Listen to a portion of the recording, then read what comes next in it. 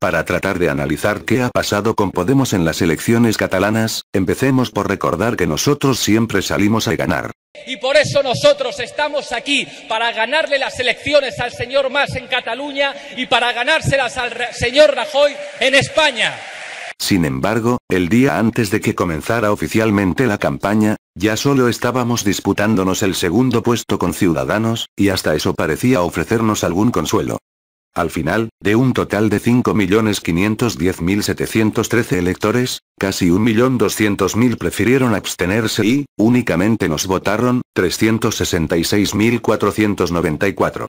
O sea, un 6,65% del censo total.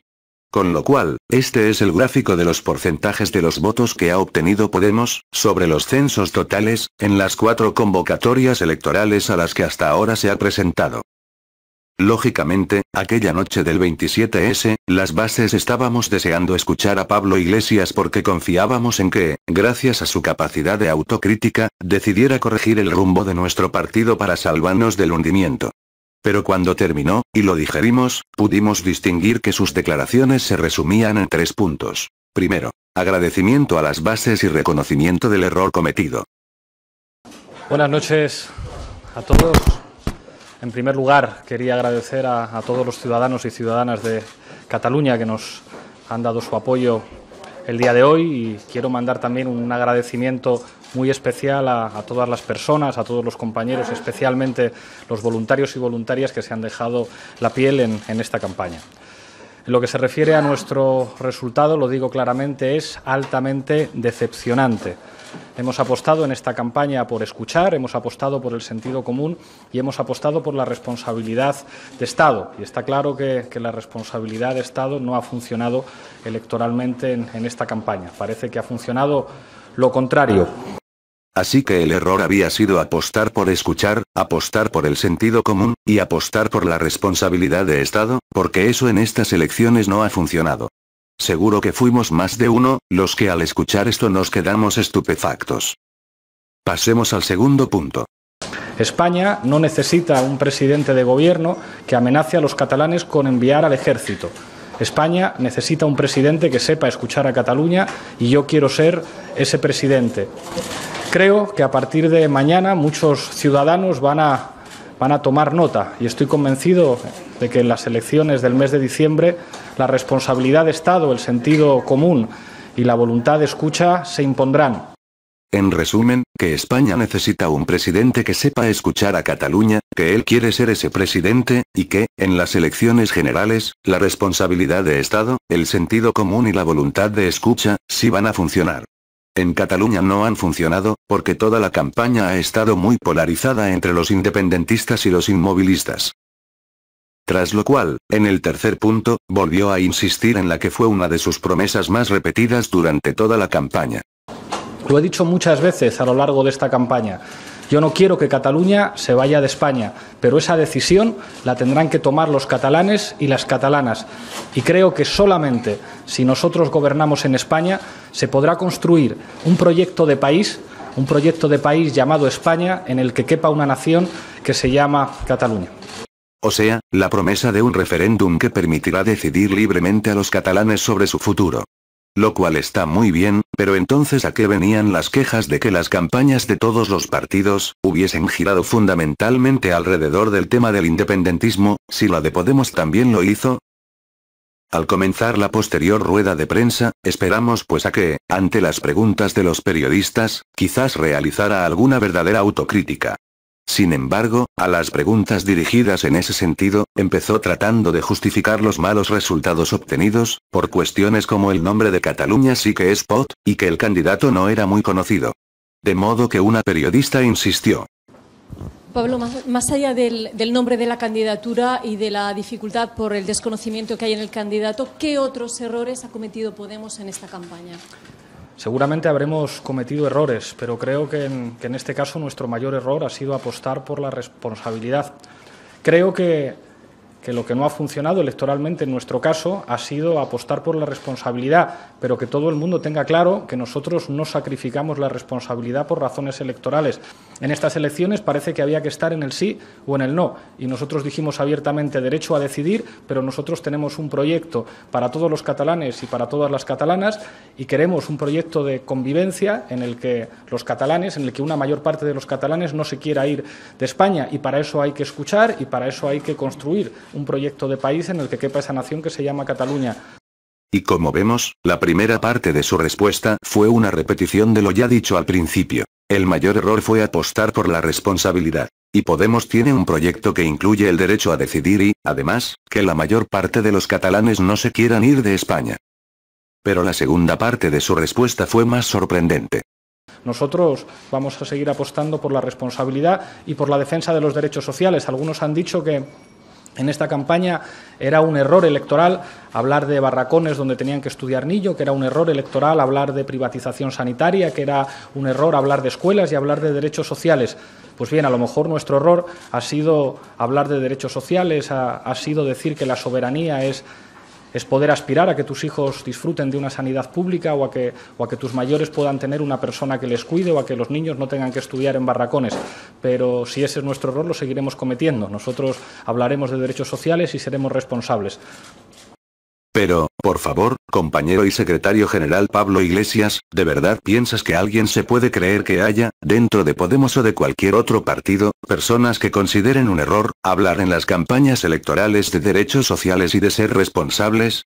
¿No te das cuenta de que eso ya es pasarse mucho?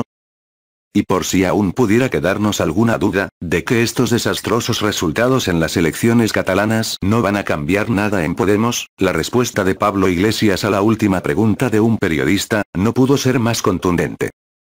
Quería saber cómo afecta el resultado a la estrategia de cara a las generales y a la estructura interna del partido, de la dirección, al reparto de carteras. Gracias.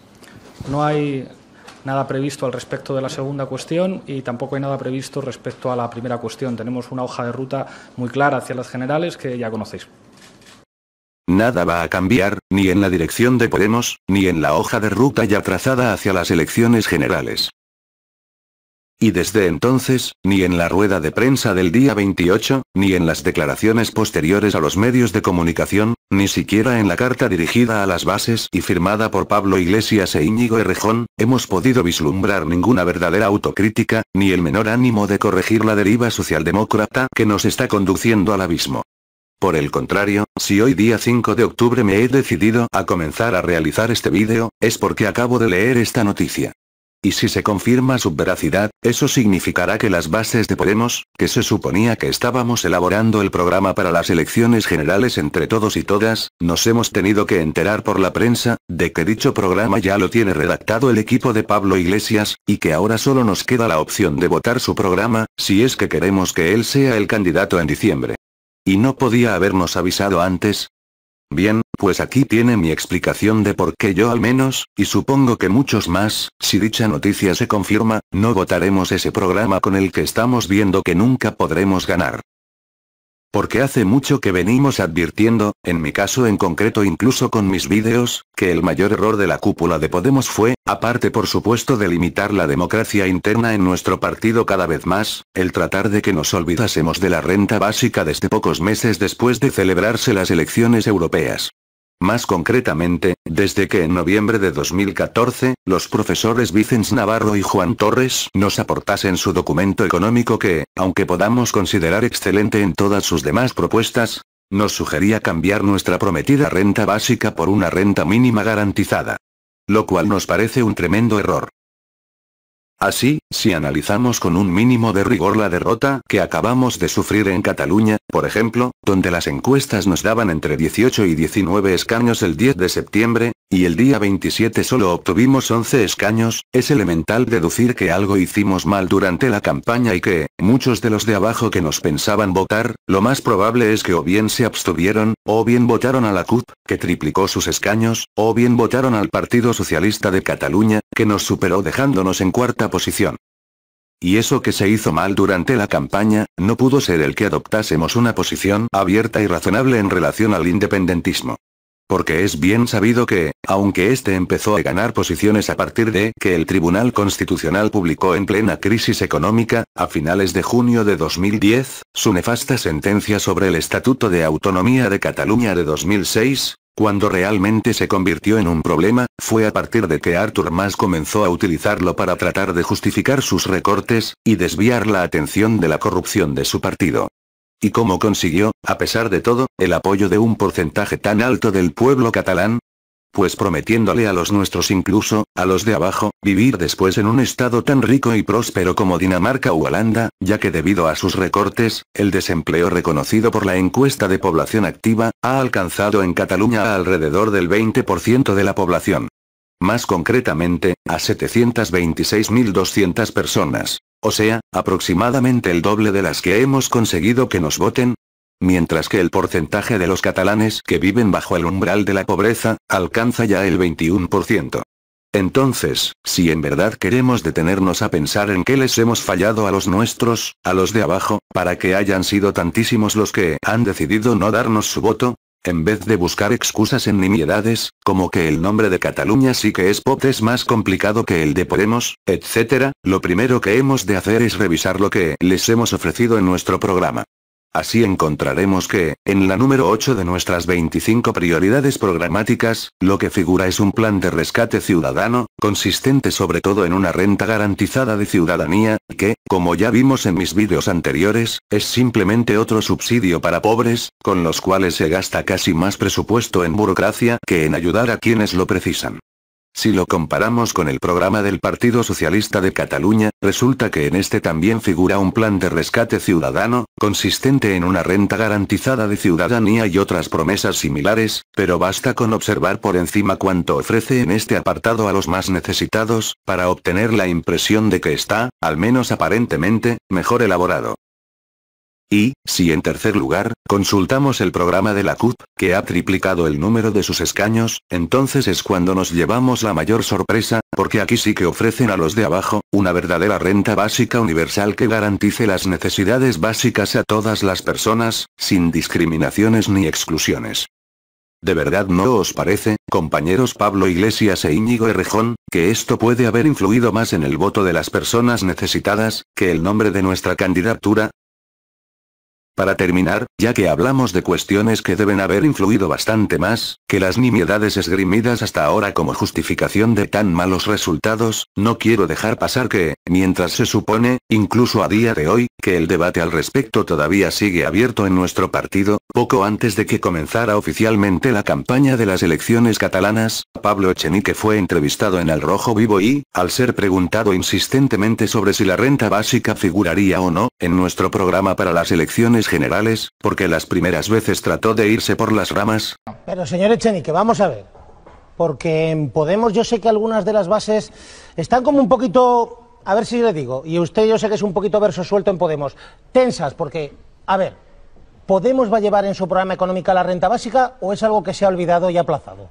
¿Renta básica en el programa electoral a las generales en Podemos, sí o no? Terminó respondiendo con toda claridad.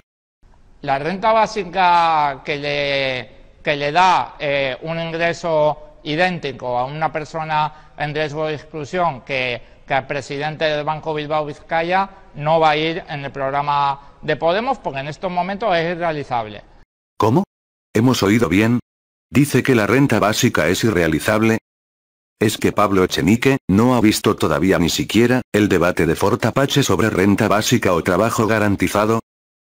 El concepto de renta básica implica que todo ciudadano o residente tendrá garantizada por parte del Estado la renta necesaria para vivir una vida digna. No creo que nadie con sensibilidad progresista pueda oponerse a este principio. España sigue a la cola europea cuando hablamos de empleo, al mismo tiempo que lidera las listas sobre pobreza y exclusión social. Mientras en 2013 los millonarios aumentaron un 24%, existe todo un ejército de autónomos y asalariados asfixiados. La crisis ha golpeado con contundencia al mercado laboral con un avance de la precariedad.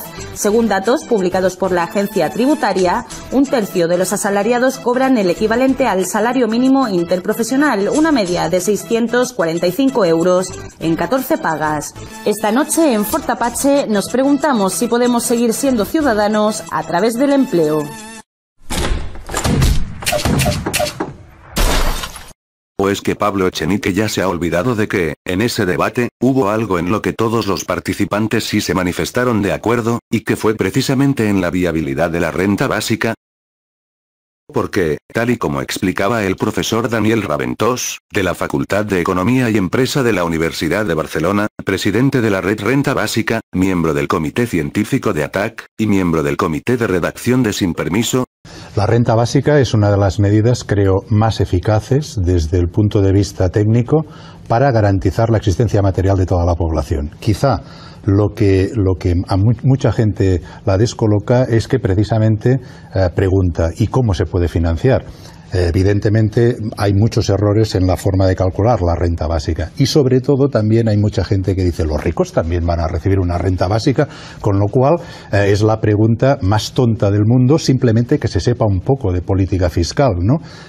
Comentabas al principio en tu comentario, ¿cómo se puede financiar? Precisamente nosotros, cuando digo nosotros, digo Jordi Arcarons, Luis Torrens y yo, que estamos haciendo un proyecto de financiación que presentaremos muy pronto y nos hemos quedado hasta sorprendidos de lo fácil que es financiar una renta básica en el conjunto del Reino de España mediante una reforma fiscal para garantizar a todo el mundo mañana su existencia material.